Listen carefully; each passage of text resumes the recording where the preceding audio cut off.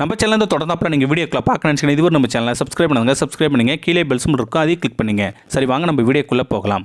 வணக்கம் நண்பர்களே. விதியை மதியால் நிஜமாகவே வெல்ல முடியுமா, அல்லது அந்த நிகழ்வு விதியின் விளையாட்டா? சரி, நம்ம இந்த வீடியோக்குள்ளே அந்த விதியின் விளையாட்டை பார்ப்போமா? சரி, வாங்க நம்ம வீடியோக்குள்ளே போகலாம். ஒரு மிகப்பெரிய மலையின் அடிவாரத்தில் அழகிய காடு ஒன்று இருந்தது. அந்த காட்டில் ஒரு பறவை மிகவும் இன்பமாக சுற்றி திரிந்து உலா வந்து கொண்டிருந்தது. அப்பொழுது மலை மீது ஆகாயத்தில் மேகங்களுக்கு இடையில் சில தேவர்கள் வேகமாக மிதந்து சென்று கொண்டிருந்தனர். அவர்களை கண்ட அந்த அழகிய பறவை ஒரு பெரிய மரத்தின் மேல் உள்ள கிளையின் தன் இறகுகளை மடித்து சற்று அமர்ந்திருந்தது. ஆகாயத்தில் முதலில் அக்னி தேவன் செல்வத்தையும், அவர் பின்னால் வாயு தேவன் மற்றும் அனைத்து தேவர்களும் செல்வதைக் கண்டு பறவை ஆச்சரியமடைந்தது. அனைத்து தேவர்களுக்கு பின்னால் தேவேந்திரன் செல்வதையும் பறவை கவனித்தது. பறவைக்கு தேவர்கள் அனைவரும் எங்கு செல்கிறார்கள் என்று புரியவில்லை. சரி, நம் வேலையை பார்ப்போம் என்று எண்ணி பறவை அருகில் இருந்த மாமரங்களில் இருந்து விழுந்திருந்த பழங்களை கொத்தி கொண்டு இருந்தது.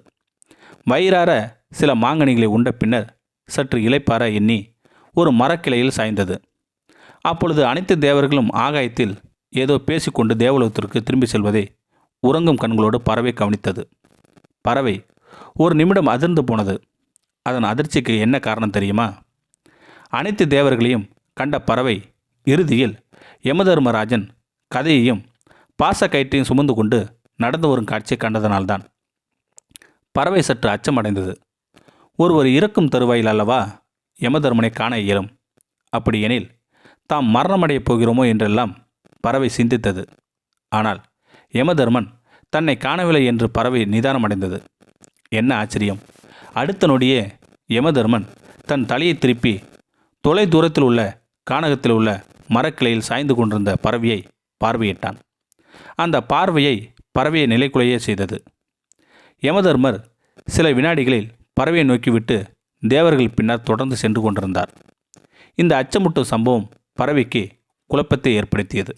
ஒருவேளை யமதர்மன் என்னை தேடி இந்த கானகத்திற்கு வந்துவிட்டால் என்ன செய்வேன்? எங்கு போவேன்? இந்த அச்சத்திலிருந்து எப்படி நான் விடுதலை அடைவேன்? சிறிது நேரம் சிந்தித்ததில் பறவைக்கு ஒரு எண்ணம் தோன்றியது. அது என்னவென்றால், தான் யமனின் பிடியிலிருந்து தப்பிக்க வேண்டுமெனில் எம்பெருமான் மகாவிஷ்ணுவை துதிக்க வேண்டுமென்று முடிவு செய்தது பறவை. கண்களை இறுகி மூடிக்கொண்டு நாராயணை அகக்கண்ணால் வழிபடத் தொடங்கியது பறவை. கண்ணில் கண்ணீர் மல்க பரந்தாமனை துதி பாடியது பறவை. பறவையின் இசை கேட்டு இன்பமுற்று நாராயணர் தன் கருட வாகனத்தில் ஏறி பறவையை காண கானகத்திற்கு வந்தார். பறவையே, உனது கண்களை திறவாய். உனது பக்திமயமான துதியை கேட்டு யாம் அகமகிழ்ந்தோம்.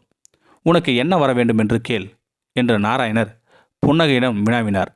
பறவை மெதுவாக கண்களை திறந்து, ஐயனே வைகுண்டவாசா, உனது வைகுண்டத்தில் எனக்கு ஒரு சிறு இடம் தரு அளிப்பாயா?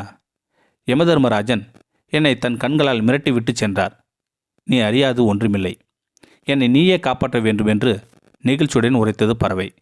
நாராயணனும் அப்படியே ஆகட்டும் என்று பறவைக்கு அருள்மொழி மொழிந்தார். பறவை மிக்க மகிழ்ச்சி அடைந்தது. சில நொடிகளையே நாராயணர் பறவையை வைகுண்டத்திற்கு அழைத்து சென்று விட்டார். வைகுண்டத்தை அடைந்த பறவை அளப்பரிய இன்பத்தை பெற்றது. நாராயணர் வைகுண்டத்தில் ஒரு குளத்திற்கு அருகில் உள்ள ஒரு சிறிய பாறையை பறவைக்கு காண்பித்தது. பறவையே, நீ இந்த குளத்தை சுற்றியும் பாறைக்கு அருகிலும் எங்கு வேண்டுமானாலும் சுற்றி திரிந்து விளையாடி கொள்ளலாம். வேறு இடங்களுக்கு செல்ல வேண்டாம் என்று கூறிவிட்டு தன் பத்னியான லக்ஷ்மியை காண சென்று விட்டார். பறவை ஆனந்தமடைந்து குளத்திற்கு அருகிலுள்ள சிறிது நேரம் விளையாடியது. பின்னர் பாறைக்கு பின்னர் உள்ள சின்னஞ்சிறு செடிகளில் உருண்டு பிறண்டு இன்பமுற்றது. ஆனால் சற்று நேரத்திலேயே குளமும் பாறையும் பறவைக்கு சலித்து போயின. பெருமாள் சொன்ன இடங்களை தாண்டியது. பறவை சற்று தூரத்திற்கு பறந்து சென்றது. வைகுண்டத்தின் பறந்து விரிந்த இயற்கை அழகினை கண்டது அந்த பறவை. குளத்திற்கு சற்று தூரத்தில் உள்ள ஒரு பெரிய மாமரத்தை கண்டது. அதன் மேல் பறவை சென்று அமர்ந்தது. சில மாங்கனிகளை உண்டது. சற்று நேரத்திலேயே எங்கிருந்தோ வந்த ஒரு வேடனது அம்பானது அந்த பறவையின் இதயத்தை துளைத்தது. பறவை தன் கண்கள் நீர் மல்க மரத்திலிருந்து கீழே விழுந்து உயிருக்கு போராடி கொண்டிருந்தது. அப்பொழுது யமதர்மராஜன் பறவைக்கு அருகில் நடந்து வந்து அமர்ந்து கொண்டார். பறவை உயிருக்கு போராடி கொண்டிருந்த தருணத்தில் யமதர்மரிடம், பிரபு, தாங்கள் என்னை கண்டுவிட்டீர்கள் என்று அச்சமடைந்து எனது வசிப்பிடத்தை நீங்கி வைகுண்டம் அடைந்தேன். ஆனால் தாமோ இங்கு வந்து எனது உயிரை பறித்து விட்டீர். விதியை மதியால் வெல்ல நினைத்தது இறுதியில் தோல்வியை சந்தித்தேன். என்னாலும் விதியை வெல்ல ஒருவராலும் முடியாது என்று நான் நன்கு உணர்ந்து கொண்டேன் என்று உரைத்தது பறவை. யமதர்மராஜன் பறவையின் கூற்றை கேட்டு மெல்ல சிரித்தார். அன்பிற்குரிய பறவையே, நான் ஏன் உன்னை மரத்திலிருந்து கவனித்தேன் என்று நீ அறிவாயா? நீ உயிர்விடும் தருவாயில் வைகுண்டத்தில் இருக்க வேண்டும் என்பதே உனது விதி. ஆனால் நீ இருந்ததோ இந்த வைகுண்டத்திலிருந்து தொலை தூரத்திலுள்ள உனது வசிப்பிடத்தில். நீ ஒரு வேளை உனது வசிப்பிடத்தை நீங்கி இங்கே வந்து இருக்காவிடையில் நான் உனது உயிரை பறித்திருக்க இயலாது. என் பணியை நீயே எளிதாக்கிவிட்டாய். மதியை செயல்பட செய்வதும் செயலிழக்க செய்வதும் விதியே ஆகும். ஆனால் ஒன்றே அறிந்துகொள், விதி என்றும் சதி செய்யாது. விதி நமக்கு இறுதியில் மிகப்பெரிய நன்மையை தரும். இன்று நீ மட்டும் வைகுண்டம் வரவில்லை எனில் இன்னும் பல ஆயிரம் பிறவிகளை எடுத்திருப்பாய். நீ வைகுண்டத்தில் உயிர் திறப்பதால் மறுபிறவியின்றி இறைவனடி இணைந்தாய். எல்லாம் நன்மைக்கே.